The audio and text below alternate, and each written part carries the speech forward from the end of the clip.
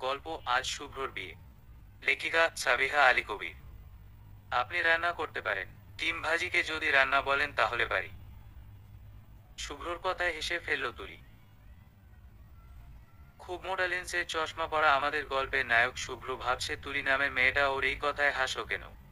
হেসেছি আপনার কথা বলার ধরনে। মুখে হাসি নিয়ে শুভ্রকে চমকে দিয়ে বলল তুলি। আমি খুব ভালো রান্না করতে পারি। আমি বাড়ির মেজো মেয়ে তো। আর বাড়ির মেজো মেয়েরা সব সময় খুব ভালো রাঁধুনি হয়। কেন জানেন? শুভ্র বুঝতে পারছে না অযথা মেয়েটা এত বক বক করছে কেন। তারপরও ভদ্রতা করে বলল না জানি না। কারণ হলো বেশিরভাগ বাড়িতে বাড়ির বড় মেয়েরা থাকে মার আদরের কন্যা, যাকে মা কোনোদিনও রান্নাঘরে যেতে দেয় না। এরা আবার একটু পড়াশোনায়ও ভালো হয়, অবসর সময় গল্পের বই পড়া, গান শোনা এগুলো তাদের কাজ। অন্যদিকে ছোট মেয়েগুলো থাকে এক তো বাবার আদরে, তার উপর প্রচন্ড জেদি। রান্নাঘর বলে বাড়িতে যে কোনো ঘর আছে তাদের অনেকেরই জানা নেই। এর মাঝে সবচেয়ে অবহেলিত মধ্যমা কন্যা, ওই যে বিয়ের কার্ডে লেখা থাকে না আমাদের মধ্যমা কন্যার সাথে অমুকের বিবাহ, সেই মধ্যমা কন্যাই সবার অগোচরে সেরা রাঁধুনি হয়ে যায়। শুভ্রর কুচকানো ভুরু আরেকটু কুচকে জিজ্ঞেস করলো, এ ধরনের কি কোনো জরিপ হয়েছে? আপনি কি করে জানলেন এত কিছু? আপনি কিন্তু খুব মজা করে কথা বলেন। আপনার সাথে যার বিয়ে হবে তার জীবনটা আর যাই হোক বোরিং হবে না। না, কোনো জরিপ হয়নি।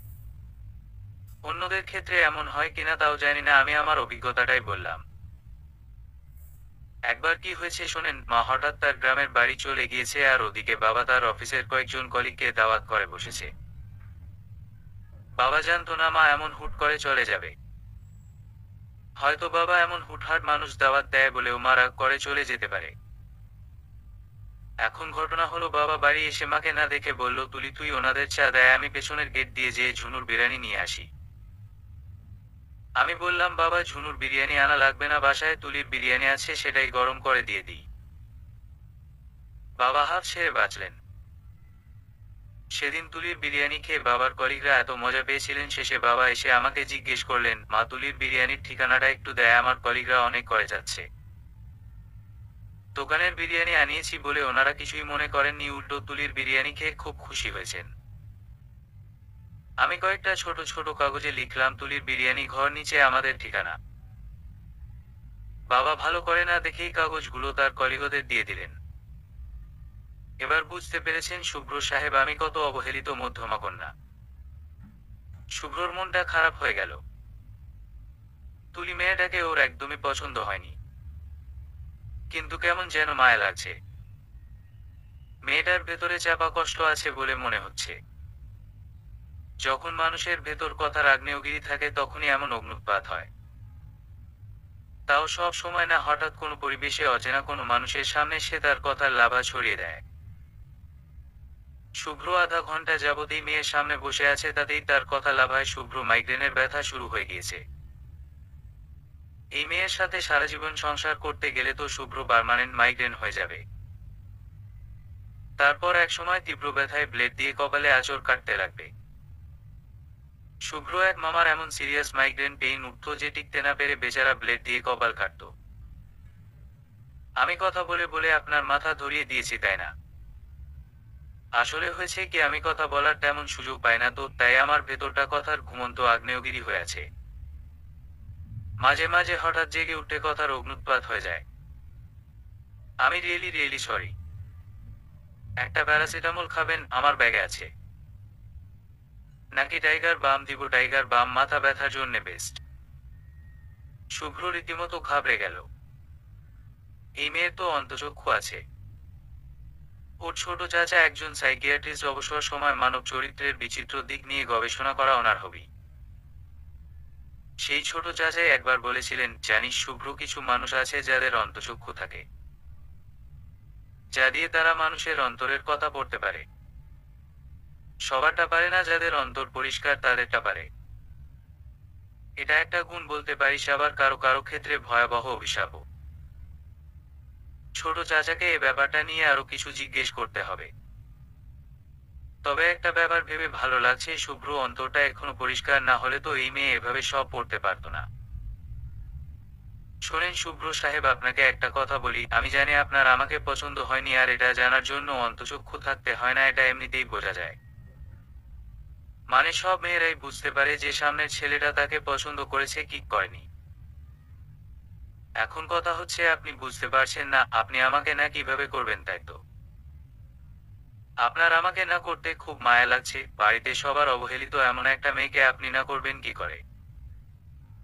বিশ্বাস করেন, আমি আবারও বলছি, আপনার সাথে যে মেয়ের বিয়ে হবে সে খুবই ভাগ্যবতী হবে। কারণ আপনার ভেতরটা মায়ায় ভরা। এখন আপনাকে আমি আসল ঘটনা বলি, আমি একজনকে তীব্রভাবে ভালোবাসি। সেই একজনটা আর কেউ না, আমাদেরই বাড়িতে থাকে, আমার মার দুঃসম্পর্কের এক ভাই, দূরের হলেও সম্পর্কে উনি আমার মামা হন। আর আরো বড় সমস্যা হলো, আমার মনে হয় আমার সেই মামা আমার না, আমার ছোট বোনের প্রেমে তলিয়ে গেছে। একটা ব্যাপার খেয়াল করেছেন, আমি কিন্তু বলিনি হাবুডুবু খাচ্ছে। মানুষ হাবুডুবু খেলে তার একটা বাঁচার সম্ভাবনা থাকে, তলিয়ে গেলে একেবারেই শেষ। আর আমার ব্যাপারটাও তাই, আমিও ওনার প্রেমে তলিয়েই গেছি বলা যায়। আমাদের কারোরই বাঁচার কোনো চান্স নেই। তাই আপনার আর শুধু শুধু কষ্ট পেতে হবে না। আপনি নির্দ্বিধায় না বলে দিতে পারেন। চাইনিজ রেস্টুরেন্ট থেকে বের হতেই শুভ্র বলল, তুলি আপনি কিভাবে যাবেন? আপনি যান, আপনাকে চিন্তা করতে হবে না, আমি একটা রিক্সা নিয়ে নিব। শুভ্র ঠিক ওর নামের মতোই সাদা একটা গাড়িতে উঠে চলে গেল। তুলিও বাড়ির দিকে হাঁটা দিল। এখন বাজে 7টা, ঠিকঠাক মতো হাঁটলে 9টার মধ্যেও বাড়ি পৌঁছে যেতে পারবে। আরও কয়টায় বাড়ি গেল কি গেল না সেটা নিয়ে মাথা ঘামানোর কেউ নেই বাড়িতে। মা গিয়েছেন উপরের তলায় আন্টির বাসায় আড্ডা দিতে, 10টার আগে আসবেন না, আর বাবা বসার ঘরে বসে দারোয়ান করিম চাচার সাথে দাবা খেলছেন। দাবা খেলার সময় যদি ভূমিকম্পও হয় তাতেও বাবার মনোযোগ সরানো যাবে না। আর তাদের কারো মনে হয় মনেও নেই আজ তুলির শুভ্রর সাথে দেখা করার কথা। শুভ্র সম্বন্ধের কথা উপর তলার আন্টিই বলেছিলেন। তাই শুধু শুধু আর অটোর টাকাটা খরচ করে কি লাভ? বরং হেঁটে হেঁটে এটা সেটা ভাবতে ভাবতে যাওয়া যাবে। রাত 8:45টার দিকে তুলি যখন বাড়িতে এসে পৌঁছালো, ওকে অবাক করে দিয়ে গেটের সামনে থেকে দৌড়ে এসে মা ওকে জড়িয়ে ধরল। বাবাও দাবা খেলা থেকে উঠে এসেছেন। কি ব্যাপার, ভূমিকম্পের থেকে ভয়াবহ কিছু হলো না তো? উপরতলার আন্টি বললেন, তুলি তুই কি জাদু করেছিস? মন্ত্রী সাহেবের ছেলে শুভ্র ওর মাকে যেয়ে বলেছে ও বিয়ে করলে তোকেই করবে, না হলে আর কাউকে করবে না। হ্যালো, আমি কি শুভ্র সাহেবের সাথে কথা বলতে পারি? জি বলেন। শুভ্র সাহেব, আমি তুলি। কোন তুলি? ও আচ্ছা, তুলির বিরিয়ানি ঘরের তুলি। জি শুভ্র সাহেব, আপনাকে আমার কিছু জরুরি কথা বলার আছে। আপনি কি আমার সাথে একটু দেখা করতে পারবেন? যতক্ষণ আপনি আমাকে শুভ্র সাহেব বলবেন ততক্ষণ পর্যন্ত পারবো না। শুভ্র বললে চেষ্টা করে দেখতে পারি। শুভ্র। পুরো বাক্যটা বলুন। শুভ্র, আপনি কি আমার সাথে একটু দেখা করতে পারবেন? অবশ্যই, এখন আসবো। না এখন না, বাড়িতে না, আপনি আপনার মোবাইল নম্বরটা বলেন, আমি জায়গা সময় মেসেজ করে দিব। তুলি, আর কতক্ষণ? তোর আন্টি বলেছে তৈরি হয়ে থাকতে তোর জন্য ভালো কিছু ডিজাইনার সালোয়ার কামিজ কিনে দিবে। মন্ত্রী সাহেবের স্ত্রী খুবই স্টাইলিশ মহিলা। ওনাদের বাসার কাজে লোকেরাও নাকি খুব পরিপাটি থাকে। সামনের কয়েকটা দিন অত্যন্ত গুরুত্বপূর্ণ, ছেলে পছন্দ করলেই তো আর সব হয় না। ছেলের বাবা মার পছন্দ করাটাও জরুরি। বিয়ে তো আর দুটো মানুষের মধ্যে হয় না, দুটো পরিবারের মধ্যেও হয়। মা, তুমি একটু বকবক বন্ধ করবে? আমাকে যা করতে বলছো তাই তো করছি। কিন্তু তোমার কি মনে হচ্ছে না এরকম অসম সম্পর্ক করাটা ঠিক নয়? বিয়ে যেমন দুই পরিবারের মধ্যে হয়, তেমনি পরিবার দুটি বরাবরের হলে ভালো। আকাশ আর পাতালের মধ্যে কি ব্রিজ তৈরি করা যায়? চুপ থাক তো, এত কথা বলিস না। আমরা তো আর ওনাদের জোর করিনি।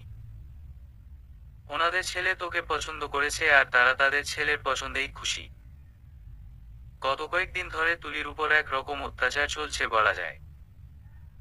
মা তুলির খেয়াল করে না বলে এতদিন যে কষ্ট পেত সেটা লাখ গুণ ভালো ছিল মার অতি খেয়াল আর যত্ন থেকে। বিয়ে ঠিক হওয়ার পর থেকেই ওকে এই পর্যন্ত 3বার পার্লারে যেতে হয়েছে আর 5বার শপিংয়ে। খুব সম্ভবত মা তার ডিপিএসটা ভেঙে ফেলেছে। তুলি যতই না করছে কোনো কাজ হচ্ছে না, মা আরো উৎসাহিত হয়ে একের পর এক আইডিয়া বের করেই যাচ্ছে। ও আচ্ছা, আরো তো বলা হয়নি, বাসার জন্য নতুন সোফা সেট, সারা বাড়ির পর্দা আর একটা চাকা সহ টি টেবিলও অর্ডার করা হয়েছে। কিছু বললেই মা বলছেন, মন্ত্রী সাহেব হবে আমাদের বেআই সাহেব, তখন এসব টাকা উঠে আসতে বেশি সময় লাগবে না। আচ্ছা, একটু শুনি কি করে উঠে আসবে? তুমি কি তোমার মেয়ের শ্বশুরের কাছে হাত পাতবে? আরে কি বলিস না, তোর মাথার কোনো ঠিক নেই। শোন, গতকালই তো গলির মুখে মোখলেস সাহেব, ওই যে মহুয়ার বাবা তোদের স্কুলে যে পড়তো, উনি আমাকে থামালেন, বলেন কিনা, ভাবি শুনলাম আপনি নাকি মন্ত্রী সাহেবের বেয়াই হচ্ছেন। শুনে কি আনন্দ হলো। আমার একটা সুপারিশ আছে, আমার আর 6 মাস পর রিটায়ারমেন্ট, ওনাকে বলে যদি আর 2টা বছর চাকরির মেয়াদটা বাড়িয়ে দিতে পারেন, আমি আপনাকে খুশি করে দিব। কি বুঝলি? কিছুই বুঝিনি। খুশি করে দিব হলো কোড ওয়ার্ড, মানে মোটা একটা বান্ডিল দিবে আর কি। মা তুমিও না অনেক বোকা, মহুয়ারা দুনিয়ার কিপটা, তোমাকে একটা শাড়ি এনে দিয়ে বলবেন এই যে আপনার খুশি হওয়ার দ্রব্য। যা যা, তুই বেশি বুঝিস না, সেগুলো আমি আগেই কথা বলে ঠিক করে নিব। বিয়ে দুইটা মানুষের জীবনের ব্যাপার, এটা কোনো উদ্দেশ্য হাসিলের জন্য করা কি উচিত বলো? আরে এসবই তো ভাবতাম না যদি সুব্রতকে পছন্দ না করতো। তোর উপর তলার আন্টি বলল তোকে এক দেখাতেই নাকি শুভ্র হাবুডুবু অবস্থা। হাবুডুবু অবস্থা হলে তো ভালোই, ভাগ্যিস তলিয়ে যায়নি আমার মতো। কি কি বললি? মার কথার উত্তর না দিয়ে বেরিয়ে গেল তুলি। মা বেশি ফালাফালি করছে, থাকুক একটু ধাঁধার মধ্যে। বাসার গেট দিয়ে বের হওয়ার সময় জোরে একটা ধাক্কা খেল জহির মামার সাথে। আহারে আম্মাজান, কত জানি ব্যথা পেয়েছেন। আমারে মাফ কইরা দিয়েন, আমি আপনারে দেখতে পাইনি। আপনাকে না বলেছি আমাকে আম্মাজান বলবেন না? আপনি তো আমার আপন মামা নন, কোনো সম্পর্কেই মামা নন। আমার মাকে বোন বলেন, তাই মামা। ঠিক বলেছি না? জি। যদি আমার মাকে চাচি বলতেন তাহলে আমি আপনার চাচাতো বোন হতাম, আর মাই বললেই কি হতাম, বেয়াই তাই না? বেয়াইয়ের সম্পর্ক তো ফাজলামোর সম্পর্ক, হাসি ঠাট্টার সম্পর্ক, এখন থেকে আপনি আমাকে বেয়াই বলবেন। আম্মাজান, আপনি এগুলো কি বলতেছেন? আমি তো কিছুই বুঝতে পারলাম না। বোঝা লাগবে না, আজকের পর থেকে আমাকে শুধু তুলি বলবেন, তুলি। ওকে। জি অবশ্যই। আপনার সমস্যাটা কি বলেন তো? প্রথমবার দেখার পর যেরকম বিরক্ত হচ্ছিলেন, আমি তো ভেবেছিলাম আপনার আমাকে পছন্দ হয়নি। ঠিক ধরেছেন। মানে? মানে আসলেই আমার আপনাকে পছন্দ হয়নি। তাহলে আপনার মাকে যে বলেছেন কেন বিয়ে করলে আমাকেই করবেন, অন্য কাউকে করবেন না? এ কথা তো আমি বলিনি। আপনি বলেননি? না সত্যি, আমি এরকম কিছুই বলিনি। তাহলে কি বলছেন? আম্মা জিজ্ঞেস করেছে মেয়ে পছন্দ হয়েছে। আমি বলেছি মেয়ে পছন্দ হয়নি, কিন্তু তাতে সমস্যা নেই, আমি বিয়েতে রাজি আছি। এটা কি ধরনের কথা? পছন্দ না হলে আপনি আমাকে বিয়ে কেন করবেন?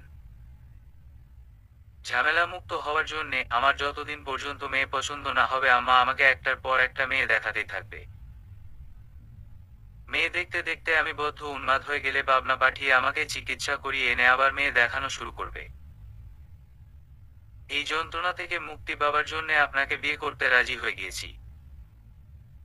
আরেকটা কারণও আছে। কি সে কারণ? আপনি খুব সুন্দর করে মিথ্যা বলেন, আমি একদমই মিথ্যা বলতে পারি না, তাই যারা সুন্দর করে মিথ্যা বলে তাদের ব্যাপারে আমার খুব আগ্রহ। আমাদের বিয়ে হলে দারুণ হবে, তাই না? চরম সত্যবাদী স্বামীর চরম মিথ্যাবাদী বউ। আপনার কেন মনে হলো আমি মিথ্যাবাদী? আমি আগে থেকেই জানতাম আপনারা দুই বোন আর আপনি বড়। আপনার বায়োডাটাতে লেখা ছিল। প্রথম কথাগুলো যেহেতু মিথ্যা, সেহেতু আমি ধরে নিয়েছি আপনার দুঃসম্পর্কের মামার বিষয়টাও বানানো। কোনো কারণে হয়তো আপনি এখন বিয়ে করতে চাচ্ছেন না। তাই কথাগুলো বলেছিলেন যেন আমার আপনার উপর মায়া হয়, আর আমি আপনাকে না করে দেই। আপনি শুধু অসাধারণ মিথ্যাবাদী না, খুব বুদ্ধিমতীও। আমি হ্যাঁ বলাতে আপনি হতভম্ব হয়ে গেছেন, তাই না? কাউকে অবাক করা কিন্তু সহজ কোনো ব্যাপার না, সবার এ ক্ষমতা থাকে না। দেখেন শুভ্র সাহেব, আপনি আপনার আধ্যাত্মিক কথাবার্তা আপনার ভবিষ্যৎ বউয়ের জন্য জমিয়ে রাখেন। আজকে বাড়িতে যে বলবেন আপনি আমাকে বিয়ে করতে পারবেন না। বুঝেছেন কি বলেছি? বুঝেছি। জিজ্ঞেস করলেন না কেন বললাম এ কথা? আমি না জিজ্ঞেস করলেও আপনি বলবেন। হ্যাঁ বলবো তো বটেই, 1 নম্বর কারণ আমি অন্য কথাগুলো মিথ্যা বললেও এটা মিথ্যা বলিনি যে আমি একজনকে তীব্রভাবে ভালোবাসি। আর দ্বিতীয় কারণ হলো আপনাকে আমার একদমই পছন্দ হয়নি। আপনার মধ্যে একটা পণ্ডিত পণ্ডিত ভাব আছে। মেয়েরা পণ্ডিত নয়, বোকা জামাই পছন্দ করে। বুঝেছেন কি বলেছি? জি বুঝেছি। আপনি অনুমতি দিলে আপনাকে আজ বাসার সামনে নামিয়ে দেই। তুলিদের বাসার সামনে এসে শুভ্র সাদা গাড়িটা থামতেই, বাসায় যেয়ে না করে দিবেন কিন্তু। বলতে বলতে তুলি নেমে গেল। হ্যালো আম্মা। হ্যাঁ এইমাত্র তুলিকে নামিয়ে দিলাম। আম্মা আমার একটা রিকোয়েস্ট রাখবে প্লিজ, বিয়েটা 3 মাস পর না করে একটু তাড়াতাড়ি করা যায় না? তুলির ঘরের পাখাটা খুবই স্লো মোশনে ঘুরছে। শীত গ্রীষ্ম বর্ষা ঋতু যাই হোক না কেন, পাখা ছাড়া ও একদমই ঘুমাতে পারে না। প্রচন্ড শীতে দুটো লেপ একসাথে নিয়ে হলেও ওর পাখা ছেড়ে ঘুমাতে হবে। কিছুক্ষণ আগে বেশ তাণ্ডব করে ঝড় হয়ে এখন ঝুম বৃষ্টি শুরু হয়েছে। এটাই মৌসুমের প্রথম বৃষ্টি। ঋতুটা বসন্ত হলেও শীত এখনো পুরোপুরি যায়নি। সাধারণত কয়েকদিন টানা ব্যবসা গরমের পরে হঠাৎ একদিন অপরাহ্নে প্রবল গর্জনে গ্রীষ্ম তার আগমনীর জানান দেয় এক ভয়ঙ্কর সুন্দর কাল বৈশাখীর রূপে। কিন্তু এবারের ঘটনা ভিন্ন। বছরের প্রথম বৃষ্টি শুরু হলো ভোরবেলা থেকে। বৃষ্টির আগে কিছুক্ষণ ঝড়ের তাণ্ডবও চলেছে। সেই শব্দেই ঘুম ভেঙেছে তুলির। এমনিতেই সকালে ঠান্ডাটা বেশি লাগে, তার উপর বৃষ্টি শুরু হওয়াতে ভালো রকম শীত করছে। তুলি ওর লেপটাকে আরো ভালো করে পেঁচিয়ে নিল। ঠান্ডা পরিবেশ সাথে বৃষ্টির শব্দ, এমন আবহাওয়ায় শুয়ে থাকার অন্যরকম মজা।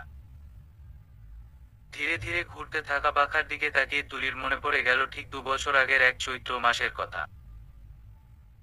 প্রহর শেষের আলোয় রাঙা সেদিন চৈত্র মাস, তোমার চোখে দেখেছিলাম আমার সর্বনাশ। এমনই এক ঝড় বাদলের দিনে ওদের বাসায় এসে হাজির হয়েছিল জহির। মা গিয়েছিল উপরতলার আন্টির সাথে ইন্ডিয়াতে মাসখানেকের জন্যে, আর বাবা ছিল অফিসে। বাবা মা বাড়িতে না থাকায় খুব শখ করে ছাদে বৃষ্টিতে ভিজতে গিয়েছিল তুলি। দরজায় জোরে ধাক্কানোর শব্দে মেজাজ খারাপ হয়ে গেল। যে এসেছে তার এতটুকু জ্ঞান বুদ্ধি নেই যে কলিং বেল চাপবে। ছাদ থেকেও কি মেরে দেখলো এক লোক বাক্স পেটা নিয়ে কাক ভিজা হয়ে দাঁড়িয়ে আছে। আর একটু পর পর সজোরে দরজা ধাক্কাচ্ছে। নিচে যে দরজা খুলতেই সামনে দাঁড়ানো মানুষটি কাচুমাচু হয়ে সালাম দিল। আপনি মনে হয় তুলি? জি। আমি সুবর্ণপুর থেকে এসেছি। আপনার নানি বাড়ি? 2 বছর আগে আপনারা গিয়েছিলেন, তখন আপনাকে দেখেছিলাম, তাই চিনতে পেরেছি। কিন্তু আমি আপনাকে চিনতে পারিনি। আপনার বাবা বলেছিলেন ঢাকায় আসলে যেন আপনাদের বাসায় আসি। দেখেন এখন বাবা বাসায় নেই, আর অপরিচিত কাউকে বাসায় ঢুকতে দিতে পারবো না। আমি অপরিচিত না, সুবর্ণপুরের মানুষ। আপনার কাছে পাসপোর্ট বা ভোটার আইডি কার্ড আছে যেখানে লেখা আছে আপনি সুবর্ণপুরের মানুষ? জি না। তাহলে আমার কিছুই করার নেই, আপনি বরং আপাতত অন্য কোথাও যান, সন্ধ্যার পর বা কালকে সকালে আসলে বাবাকে পাবেন বলেই দরজা বন্ধ করে দিয়েছিল তুলি। ঢাকা শহরে ওনার আর যাওয়ার জায়গা ছিল না, সেই কাক ভিজা অবস্থাতেই দাঁড়িয়েছিলেন তুলির বাবা ফেরা পর্যন্ত। ততক্ষণে বেচারার কাঁপুনি দিয়ে জ্বর চলে এসেছে। বাবা অফিস থেকে এসে ওনাকে এভাবে দাঁড়িয়ে থাকতে দেখে তুলির উপর খুব রাগ করে বললেন, তুলি তাড়াতাড়ি ওকে গেস্ট রুমটা দেখিয়ে দেয় আর কিছু খাবারের ব্যবস্থা কর। খাবারের ট্রেটা নিয়ে রুমে যেয়ে দেখে উনি বিছানার চাদর মুড়ি দিয়ে বসে কাঁপছেন। কি রেখে কি করবে তুলির মাথায় আসছিল না। বাবাকে ডাকতে যেয়ে দেখে বাবা খবরের কাগজ হাতে নিয়ে বসে বসেই ঘুমিয়ে পড়েছে। তুলির খুব অনুশোচনা হচ্ছিল, ওনাকে ধরে বসিয়ে জ্বরের ওষুধ দিল। কিন্তু ওষুধ দেওয়ার পরও জ্বর নামছিল না। সারা রাত মাথার কাছে বসে জ্বর পট্টি দিল। সেদিন থেকে টানা 17 দিন এমনই চলল। এর মধ্যে বাবা ডাক্তার এনে দেখিয়েছেন। রক্ত পরীক্ষা করে দেখে টাইফয়েড। অনুশোচনা থেকেই হয়তো লোকটার দিন রাত সেবা করেছে তুলি। 18 দিনের দিন জ্বর ছেড়ে দিল। এ কদিন জহির শুধু একটা কথাই বলেছে, তুলি আপনি আমাকে চিরঋণী করে ফেলছেন। উনি যখন সুস্থ হয়ে গেলেন তখন ও তুলির মন চাইতো ওনার ঘরে যেতে, ওনার কপালে হাত দিয়ে দেখতে, আবার জ্বর চলে আসেনি তো। কেমন যেন অস্থিরতা শুরু হয়ে গেল। কিন্তু ওই মানুষটা বুঝতেই পারলেন না কোনোদিন। ঋণ শোধ করার কোনো চেষ্টাই করলেন না আর। মাঝখান থেকে হঠাৎ একদিন বলে বসলেন, তুলি আমি আপনাকে এখন থেকে আম্মাজান বলে ডাকবো।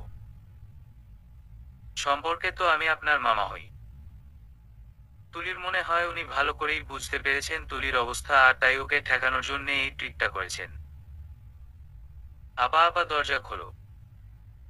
খুবই বিরক্ত হয়ে উঠে দরজা খুলল তুলি। কি হয়েছে, সকাল সকাল চেঁচাচ্ছিস কেন? তুলির ছোট বোন তোয়া। স্বভাবে ওরা দুই বোন উত্তর মেরু আর দক্ষিণ মেরু।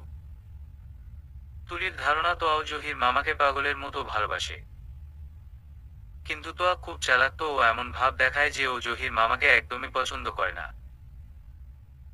শোনাপা, তুমি বয়সে আমার থেকে বড় হতে পারো, কিন্তু মাঝে মাঝে তুমি এমন কিছু করে বসো মনে হয় তুমি একেবারে বাচ্চা মেয়ে। আমি আবার কি করলাম? তুমি তোমার হবু বরকে বলেছো কেন যে তুমি জহির মামার প্রেমে তলিয়ে গিয়েছো আর উনি আমার প্রেমে তলিয়ে গেছেন? তুলির মেজাজটা খারাপ হয়ে গেল। এই শুভ্র ছেলেটা তো সুবিধার না, এই কথা আবার বলতে গেল কেন? এটা কি সবাইকে বলার মতো কথা? মনে হয় বিয়ে ভেঙে দেওয়ার জন্য বলেছে। কি কথা বলছো না কেন? নিজেটা বলেছো ভালো কথা, আমার ব্যাপারে না জেনে কথা বললে কেন? তার মানে তুই ওনার প্রেমে তলিয়ে যাসনি? না, মোটেই না। তোমার জন্যে মা ওনাকে এই সকাল বেলা ঝড় বৃষ্টির মধ্যে বাসা থেকে বের করে দিল। কথাটা শুনেই তুলির বুকটা ছাদ করে উঠল। আহারে, বৃষ্টিতে ভিজে না বেচারা আবার আগের মতো অসুস্থ হয়ে যায়। দৌড়ে যেয়ে মাকে ধরল। মা, শুভ্র ওর মাকে মিথ্যা কথা বলে বিয়ে ভেঙে দিয়েছে, আমি এমন কিছুই ওনাকে বলিনি, বিশ্বাস করো। শুভ্র ওর মাকে বলেনি, আমাকে বলেছে, আর এটাও বলেছে তুই যাকেই ভালোবাসিস না কেন তাতে ওর কোনো সমস্যা নেই। মিথ্যা কথা বলেছে। ওর মিথ্যা কথা শুনে তুমি একটা নিরীহ মানুষকে এই ঝড় বৃষ্টির মধ্যে বের করে দিলে। আমাকে তো জিজ্ঞেস করতে পারতে একবার। এখানে জিজ্ঞেস করার কি আছে? সে ছেলে কেন মিথ্যা বলবে? তুই না বললে ওর তো জহিরকে তাই জানার কথা নয়। আসলে মা, আমি বিয়েটা করতে চাচ্ছিলাম না তো, তাই বানিয়ে মিথ্যে কথা বলেছি, বিশ্বাস করো প্লিজ। তুমি জহির মামাকে আসতে বলো। ওনার প্রতি আমার বা তো আর অন্য কোনো ফিলিংস নেই, উনি তো আমাকে আম্মাজান বলেন। আর এরকম একটা বোকা মানুষকে আমরা দুই বোনই কেন ভালোবাসবো বলো? আমার সেরকমই মনে হয়েছিল। তুই বিয়ে না করার জন্যে বানিয়ে বানিয়ে এসব বলেছিস। ওকে আমি জহিরকে ফোন দিয়ে আসতে বলে দিচ্ছি। ফোন দেওয়ার কিছুক্ষণ পরই জহির মামা চলে এসেছেন। মনে হয় উনি কাছাকাছি কোথাও তুলির মার ফোনের অপেক্ষা করছিলেন। প্রায় অনেকক্ষণ মন্ত্রী সাহেবের স্ত্রীর সাথে কথা বলে এসে উচ্ছ্বসিত হয়ে তুলির মা ঘোষণা দিলেন, শুভ্র তুলিকে এতই পছন্দ করেছে যে ও বিয়েতে আর দেরি করতে যাচ্ছে না। ওরা এই শুক্রবারে আসবে কাবিন করতে। চুকিয়ে দেব বেচাকেনা, মিটিয়ে দেব গো। মিটিয়ে দেব লেনা দেনা। বন্ধ হবে আনাগোনা এই ঘাটে। তখন আমায় নাইবা মনে রাখলে।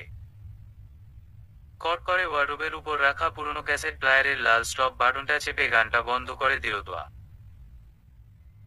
আজ সকাল থেকেই বিছানায় চাদর মুড়ি দিয়ে শুয়ে আছে তুলি। আর এই একটা গানই বারবার শুনছে। তোয়ার আচরণে রেগে গেল তুলি। এই তুই অনুমতি না নিয়ে আমার গান বন্ধ করলি কেন? এই নাও, একটা ছোট ডায়েরি ধরিয়ে দিল তোয়া তুলিকে। কি এটা? হিসাব? মানে? লেনাদেনা চুকিয়ে দিতে হবে না। আজ সন্ধ্যার পর তুমি হবে কোটিপতির বউ। তখন কি তোমার এসব মনে থাকবে? দেখো, হিসাব লেখা আছে, আমি তোমার কাছে পুরো 735 টাকা 75 পয়সা পাই। কবে কেন নিয়েছো, কত দিয়েছো, কত বাকি, সব লেখা আছে, পড়ে দেখো। তুলির মাঝে মাঝে বিশ্বাসই হয় না তোয়া তুলির আপন বোন। তোয়ার সব কাজ গোছানো আর তুলির সব এলোমেলো। ডায়েরির দিকে তাকিয়ে নিজের স্বাক্ষরও দেখতে পেল তুলি। 3 বছর আগের একটা তারিখ, টাকা দেওয়ার সময় তোয়া তুলির স্বাক্ষরও নিয়েছিল। আশ্চর্য! কি রে, এতদিনের পুরনো হিসাব, সুদে আসলে তো আরো বেশি হওয়ার কথা। আমি সুদ কেন নিব, সুদ তো হারাম। ড্রেসিং টেবিলের উপর আমার ব্যাগে কিছু টাকা আছে, পুরোটাই নিয়ে নেয়।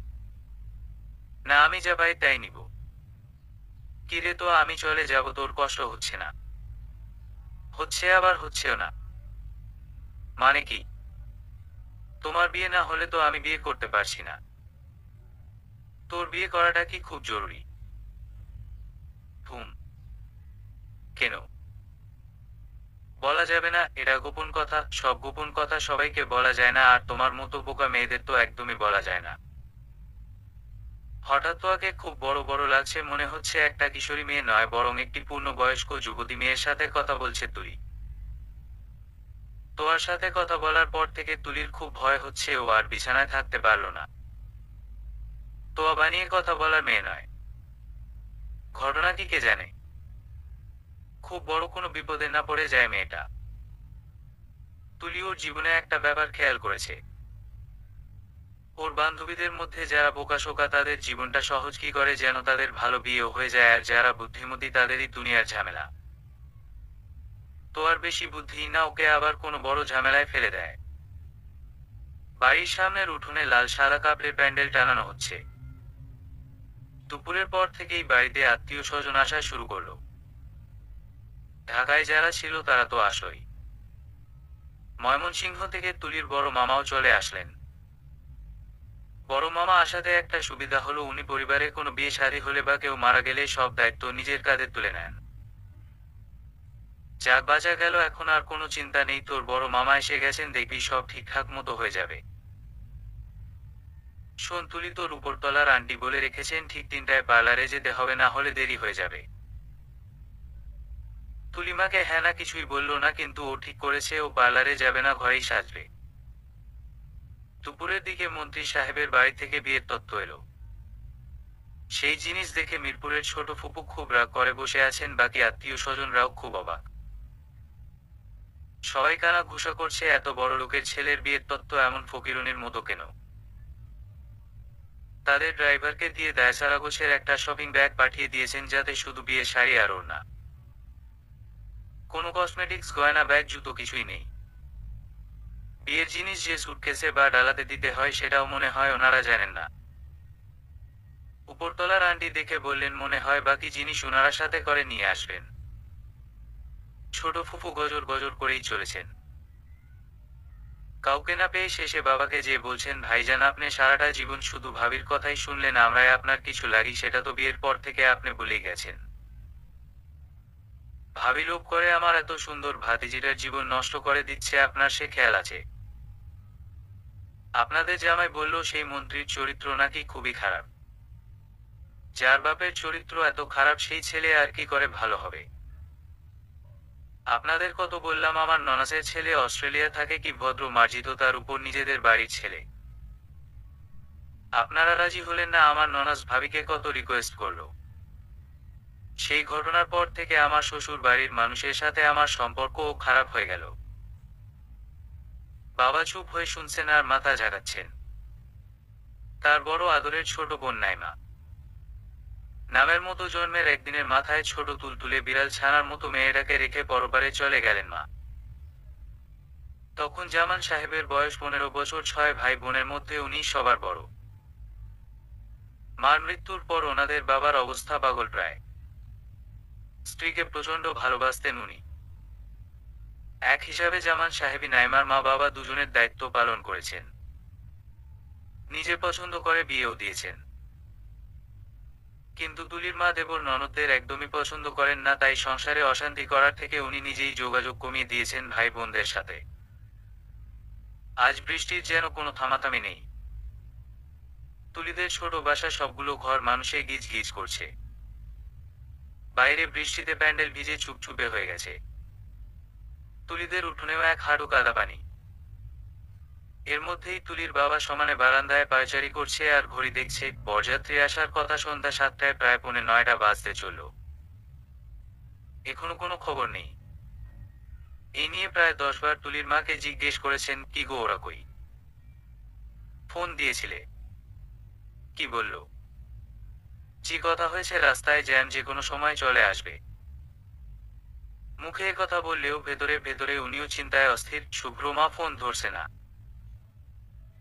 উপরতলার মহিলার কাছে উনি আগেই জানতে পারেন শুভ্র বাবা নাকি একদমই রাজি না, এজন্যই বিয়ের তত্ত্বে তেমন কিছু দেয়নি, আর বরযাত্রীও অল্প কয়জন আসবে। সেটা সমস্যা না। তুলির মার বিশ্বাস, তুলির মতো এমন সুন্দর বুদ্ধিমতী মেয়ে ছেলের বউ হিসেবে পেলে ঠিকই উনি মেনে নিবেন। কিন্তু শেষ মুহূর্তে শুভ্র বাবা যদি বিয়ে ভেঙে দেন তাহলে? এমনিতেই তুলি চাচা ফুফুরা ওনাকে একদমই পছন্দ করেন না, আজ সবাইকে বড় মুখ করে দাওয়াত দিয়ে এনেছেন। মেয়ের এত বড় ঘরে বিয়ে হচ্ছে বলে এখন যদি বিয়ে ভেঙে যায় সবাই তো একেবারে ছি ছি করবে। আপা, তোমাকে তো মনে হচ্ছে এই মাত্র স্বর্গের দেবতাদের নাচ দেখিয়ে টায়ার্ড হয়ে মর্তে এসেছো জল পান করতে। কি বলছি সেসব হাবিজাবি কথা? আরে তোমাকে দেখতে একদম অপ্সরাদের মতো লাগছে। অপ্সরারা কি করে? স্বর্গে দেবতাদের নাচ দেখায় না, সেটাই বললাম।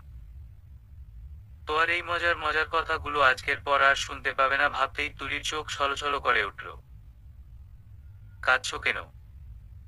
আমি চলে গেলে তোর বুঝি কষ্ট হবে না রে তোয়া? হবে তো, তবে আনন্দও হবে। খাটটা এখন পুরোটা আমার। আমি চাইলেই মশারি ছাড়া মশার কামড় খেতে খেতে ঘুমাতে পারবো। প্রচন্ড শীতেও আমাকে ফ্যানের বাতাস খেতে হবে না। তোমার ভাঙ্গা পুরনো ক্যাসেট প্লেয়ারে ঘ্যানঘ্যানে রবীন্দ্রসঙ্গীতও শুনতে হবে না। আমি হিসাব করে দেখেছি, আনন্দ থেকে কষ্ট মাইনাস করলে আনন্দই বেশি থাকে। তুলি তোয়াকে জড়িয়ে ধরে শব্দ করে কেঁদে উঠল। নাইমা ফুপু এসে বলল, থাক থাক আর আদিক্ষেতা করে কাদা লাগবে না, তোর বিয়ে ভেঙে গেছে। বরযাত্রী আসার তো কোনো খবর নেই, আর তোদের মারও ফোন ধরছে না ওরা। বড় ভাবি মুখে কিছু না বললেও আমি ওনার চেহারা দেখেই বুঝতে পেরেছি। তুলি কাঁদতে কাঁদতেই আবার হেসে ফেলল। যাক, বাঁচা গেল, অবশেষে ও ঠিক কাজ করেছে। শুভ্রই বিয়ে ভেঙে দিয়েছে হয়তো। শুনশান রাস্তায় নিভু নিভু আলোতে সাইকেল চালিয়ে বাড়ি ফিরছিল শুভ্র। আচমকা দমকা বাতাস ছুঁড়ে ফেলে দিল ওকে রাস্তার একপাশে।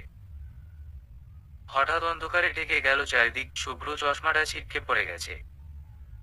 হাত দিয়ে মাটিতে হাতড়ে হাতড়ে চশমা খুঁজতে লাগলো। কি যেন একটা নরম নরম লাগলো হাতে। হিস হিস শব্দ শুনতে পেল। অন্ধকার চোখে সয়ে এসেছে ততক্ষণে। ওর চারিদিকে বিষাক্ত সাপ হাজারে হাজারে কিলবিল করছে। তাদের জলজলে চোখের আলোয় শুভ্র ওর মৃত্যুর ছায়া দেখতে পেল। শুভ্র শরীর বেয়ে তীব্র ভয়ের অনুভূতি উতলে উঠল। না, এই অনুভূতি কিছুতেই মস্তিষ্কে পৌঁছাতে দেয়া যাবে না। এই ভয়ের খবর মস্তিষ্ক পেলেই পুরো শরীর অসাড় হয়ে যাবে। তার আগেই ওকে কিছু একটা করতে হবে। বাঁচার একটা শেষ চেষ্টা। ঠিক তখনই কেউ একজন ওর দিকে হাত বাড়িয়ে দিল। শুভ্র ঝাপসা চোখে দেখতে পাচ্ছে আগে। একটা চেনা কণ্ঠ বলে উঠল, শুভ্র সাহেব, আপনার চশমা। এখন চিনতে পেরেছে তুলি।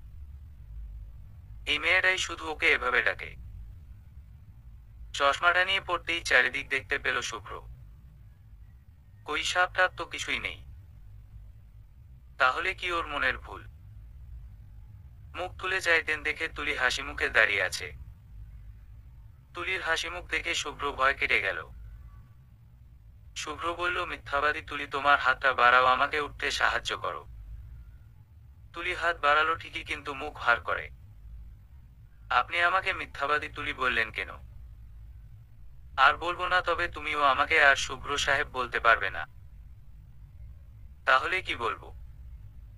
শুধু শুভ্র। শুভ্র শুভ্র। ধর্মর করে বিছানায় উঠে বসল শুভ্র। কিরে, এত বেলা করে ঘুমাচ্ছিস কেন? রাতে ঘুম আসছিল না? তুমি যে আজ বাড়িতে। শুভ্র বাবা সাধারণত কোনোদিনও বাড়িতে থাকেন না, এমনকি শুক্রবারেও না। শুক্রবার উনি উনার সংসদীয় এলাকায় যান জনসাধারণের বিভিন্ন অভিযোগ আবদার শোনার জন্যে। সামনে নির্বাচন, তাই উনাকে প্রচুর ব্যস্ত থাকতে হয়। আজ বাবাকে বাড়িতে দেখে একটু চমকে গেল শুভ্র। সব ঠিক আছে বাবা? আজকের দিনে সব ঠিক থাকবে না কেন?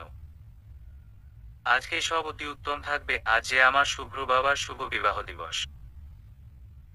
শুভ্র ভুলেই গিয়েছিল আজ শুক্রবার। আজ সন্ধ্যায় তুলিদের বাসায় যাওয়ার কথা। তুলিকে নিয়ে দেখা স্বপ্নটার কথা মনে পড়ে গেল। ছোট চাচাকে ফোন দিয়ে জিজ্ঞেস করতে হবে এরকম একটা স্বপ্ন কেন দেখল শুভ্র। বাবা কথা বলেই চলেছেন, শুভ্র হা হু করছে। শুভ্র মার কথা আজ তার অনেক মনে পড়ছে।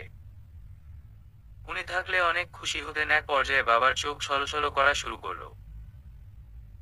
শুভ্র জানে না বাবাকে কি বলে সান্ত্বনা দিবে। 25 বছর আগে মরে যাওয়া মানুষের শোকে কেউ কাঁদলে তাকে কি বলে সান্ত্বনা দেয়া যায় শুভ্র জানা নেই। আর এমনও না বাবার সাথে ওর কোনো ঘনিষ্ঠ সম্পর্ক, বাবাকে ছোটবেলা থেকে তেমন কাছে পায়নি কখনো। শুভ্র বিছানার পাশে রাখা ওর মার ছবিটা নিয়ে ডুকরে কেঁদে উঠলেন গণপ্রজাতন্ত্রী বাংলাদেশ সরকারের খাদ্য উপমন্ত্রী তোবারক হোসেন চৌধুরী। শুভ্র অপ্রস্তুত হয়ে গেল। ওর ভয়াবহ রকম ইমোশন সমস্যা রয়েছে। কোন পরিস্থিতিতে কার সাথে কেমন আচরণ করতে হবে ও বুঝে উঠতে পারে না। অন্য ছেলেরা হলে হয়তো এতক্ষণে বাবাকে জড়িয়ে ধরতো, বাবার সাথে নিজেও কয়েক ফোঁটা চোখে জল ফেলতো। কিন্তু শুভ্র সবার মতো না, ওর প্রচন্ড বিরক্ত লাগছে। বাবার কান্নাটা আসল নামে কি ধরার চেষ্টা করছে। বাবা ছেলে কি নিয়ে আলাপ হচ্ছে। শুভ্র সৎমা রেহানা বেগম এসে ঘরে ঢুকতেই বাবা খুব কৌশলে শুভ্র মার ছবিটা বালিশের তলে গুজে দিলেন। তবে মজার একটা ব্যাপার হলো, শুভ্র বাবার থেকে কোটি গুণ বেশি চালাক হলো শুভ্র সৎমা।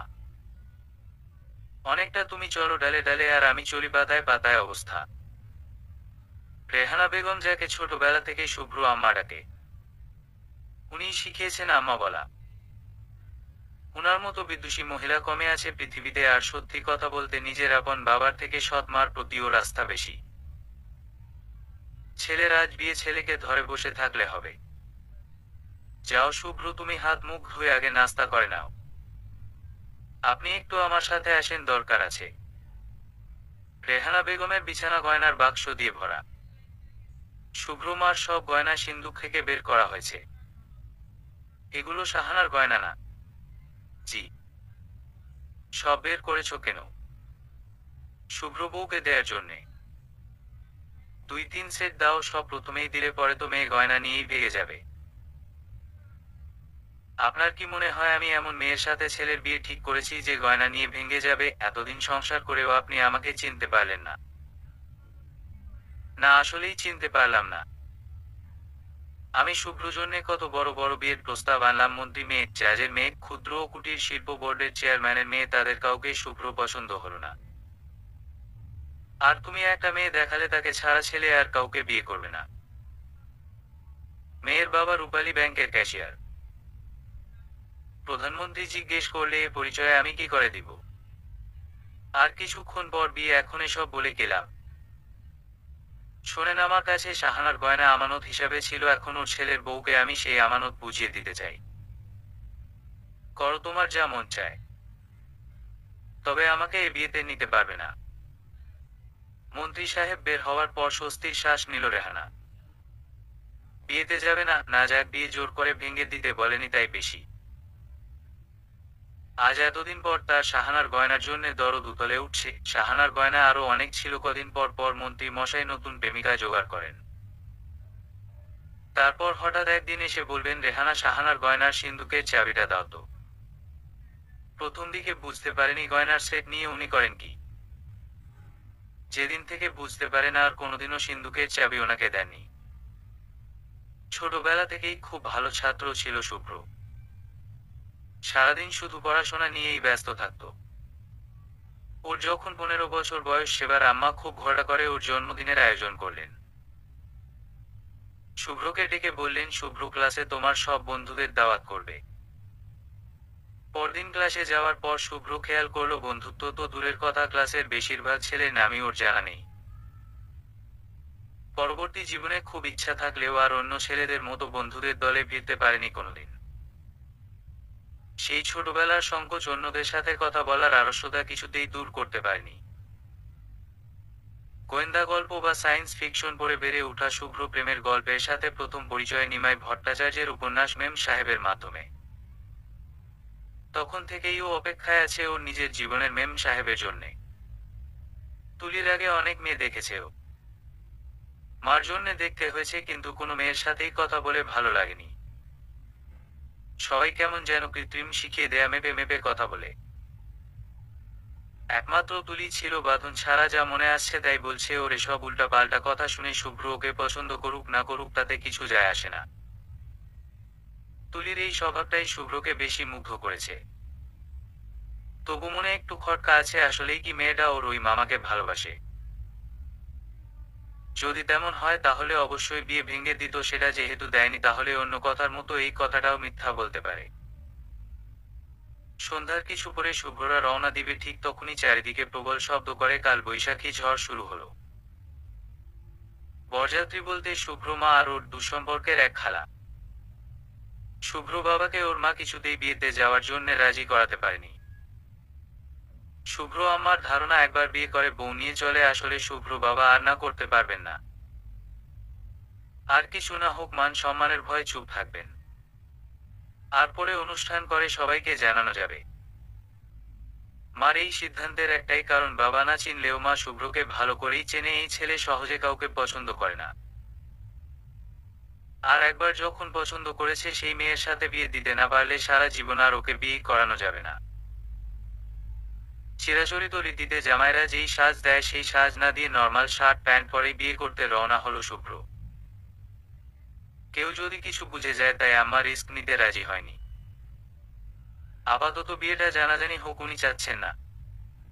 একবার কবুল পড়া হয়ে গেলে আর টেনশন নাই। অবশেষে বর এসেছে। পুরো বাড়িতে একটা হইচই শুরু হয়ে গেল। সবাই খুশি হয়ে বেরিয়ে গেল বর দেখতে। কি যেন সবাই কেন এত খুশি, তুলির তো কষ্টে বুক ফেটে যাচ্ছে আর একই সাথে প্রচন্ড রাগ হচ্ছে শুভ্র উপর। একলা ঘরে বসে কাঁদতে কাঁদতে প্রতিজ্ঞা করলো তুলি কোনোদিনও শুভ্রকে ভালোবাসবে না, কোনোদিনও না। সাদা শার্ট আর নীল জিন্স পরা শুভ্র যখন গাড়ি থেকে নেমে ভেজা চুপচুপে প্যান্ডেলের নিচে দিয়ে কাদা পানি টপকে বারান্দায় উঠে এলো, তুলিদের বাড়ির সবাই ভুলেই গেল বর যে বরের পোশাক পরেনি। উল্টো এমন দেবদূতের মতো বর দেখে সবার চোখ ছানাবড়া, এমনকি এতক্ষণ ধরে গজগজ করতে থাকা নাইমা ফুপুও একদম চুপ। বড় মামাই প্রথম খেয়াল করলেন ব্যাপারটা। আরে নতুন জামাই কি শার্ট প্যান্ট পরে বিয়ে করবে নাকি? তুলির মা আগেই পাঞ্জাবি কিনে রেখেছিলেন মেয়ের জামাইকে দেয়ার জন্যে। সেটাই পরতে দেয়া হলো শুভ্রকে। ঘিয়া রঙের পাঞ্জাবি, মিষ্টির দোকানের ঘিয়ের যে রংটা থাকে ঠিক সেই রঙের, একে চাপা হলুদ রঙও বলা যায়। শুভ্র গায়ের রঙের সাথে একদম মিশে গেছে। কি যে অপূর্ব লাগছে। তোয়া এসে বলল, আপা 735 টাকা আর ফেরত দেয়া লাগবে না। কেন, সকালে না লেনদেন চুকাতে চাচ্ছিলি? এখন অন্যরকম লেনদেন হবে। মানে? তোমাদের ছেলে হলে আমার মেয়ের সাথে বিয়ে দিতে হবে, আর মেয়ে হলে আমার ছেলের সাথে। রাজি থাকলে 735 টাকা মাফ। তোয়ার কথা শুনে তুলিনা হেসে পারল না। হাসো কেন? অমন দেবদূতের সাথে বিয়ে হলে তোমার ছেলে মেয়ে তো সুন্দর হবেই, তাই না? মাত্র 1001 টাকা দেনমোহর ধার্য করে তুলি আর শুভ্র বিয়ে হয়ে গেল। তুলির কবুল পোড়ানোর সময় হুট করে জোরে বাজ পড়ে কারেন্টও চলে গেল। হঠাৎ দরকারে খুব জরুরি জিনিস যেমন পাওয়া যায় না, তেমনি অনেক খুঁজেও মোমবাতি কোথাও পাওয়া গেল না। কাজী সাহেবের তারা আছে, সোহাগ কমিউনিটি সেন্টারে যেতে হবে আরেকটা বিয়ে পড়াতে, সেখান থেকে বারবার ফোন আসছে। জহির মামা খুব আগ্রহ নিয়ে জিজ্ঞেস করলেন, সোহাগ 1 না সোহাগ 2? কাজী সাহেব জহির মামার কথায় খুব ক্ষেপে গেলেন, আরে মিয়া সোহাগ কত নম্বর, সেটা দিয়ে আপনি কি করবেন? বিয়ের বাড়ি না আছে জেনারেটর না চার্জ লাইট, একটা মোমবাতি আনতে পারতেছেন না আপনারা? বড় মামা জহির মামাকে ইশারায় ঘর থেকে বের হয়ে যেতে বললেন। এক হিসাবে ভালোই হয়েছে উনি ঘরে থাকলে তুলির জন্যে কবুল বলা অসম্ভব হয়ে যেত। অবশেষে তুলি চুপি চুপি সিগারেট খাওয়া বাবা মার ভয় উপেক্ষা করে পকেট থেকে লাইটার বের করে ধরালেন। লাইটারের সেই কাবা কাবা আলোতেই কাবা কাবা হাতে তুলি জীবনের সবচেয়ে বিদঘুটে স্বাক্ষরটা করলো। নিজের স্বাক্ষর নিজেই পড়তে পারছে না, মনে হচ্ছে তেলাপোকাকে পায়ে কালি দিয়ে হাঁটানো হয়েছে। তুলি কাজী সাহেবকে জিজ্ঞেস করলো, কেটে আবার করি? কাজী সাহেব মনে মনে ভাবছেন, এত দেখে আজও পরিবার জীবনে প্রথম কোন কনেকে দেখলাম বিয়ের স্বাক্ষর আবার করতে চায়। মুখে অবশ্য বললেন না, আম্মাজান আর করা লাগবে না। বাজপুরে খুব বড় কোনো ট্রান্সফরমার বাস্ট হয়েছে। বড় মামা বিদ্যুৎ অফিসে ফোন দিয়ে জানতে পেরেছেন মাঝরাতের আগে আর কারেন্ট আসবে না। কিছুক্ষণ আগে মোমবাতি পাওয়া যাচ্ছিল না, এখন পুরো ঘরে শুধু মোমবাতি আর মোমবাতি। কোনো এক ফাঁকে বড় মামা জহির মামাকে পাঠিয়ে কয়েক ডজন মোমবাতি আনিয়ে ফেলেছেন। সেই মোমবাতির আলোতেই আয়নার ভেতর দিয়ে তুলিকে দেখল শুভ্র। কি জানি হয়তো জহির ঘরে ছিল, এজন্যে কিনা তুলি আর চোখ চুলে তাকাতে পারল না। যদি তাকাতো তাহলে শুভ্র দেখতে পেত তুলির দুচোখ জলে ভেসে যাচ্ছে। এতক্ষণ তেমন বুঝতে পারেনি, সবকিছু কেমন ঘোরের মতো মনে হয়েছে। এখন মনে হচ্ছে জহিরকে না দেখে বাকিটা জীবন কি করে কাটাবে তুলি। কয়েকবার ঘট ঘট করে বিকট শব্দে জেনারেটরটা চালু হতেই সারা বাড়ি আলোতে ঝলমল করে উঠল। বাড়িতে যে এত আলোকসজ্জা হয়েছে এই প্রথম দেখল তুলি। ঝলমলে লাল হলুদ আলোর মধ্যে দিয়ে তুলি শুভ্র হাত ধরে রওনা হলো নতুন জীবনের পথে। বাবা যখন শুভ্র হাতে তুলির হাত তুলে দেয় তখন থেকে আর হাত ছাড়েনি শুভ্র। গাড়িতে উঠেও হাত ধরেই বসে আছে। পাশে শুভ্র মা বসা। তুলির লজ্জা করছে। আস্তে করে হাতটা ছাড়ানোর চেষ্টা করলো, কিন্তু শুভ্র আরো শক্ত করে তুলির হাতটা ধরে থাকলো। তুলি পিছনে তাকিয়ে দেখলো সবাই দাঁড়িয়ে আছে, মা, বাবা, তোয়া, বড় মামা। তুলির চোখ যাকে খুঁজছে এক কোনায় সেই জহির মামাকেও দেখলো। মনে হলো ওনার চোখ ঝাপসা হয়ে আছে। খুব চেয়েছিল জহির এমন শক্ত করে ওর হাতটা ধরবে। ভাবতে ভাবতে ওর চোখও আবার ঝাপসা হয়ে উঠল। জীবনের প্রথম প্রেম কেউ কি কখনো ভুলতে পারে?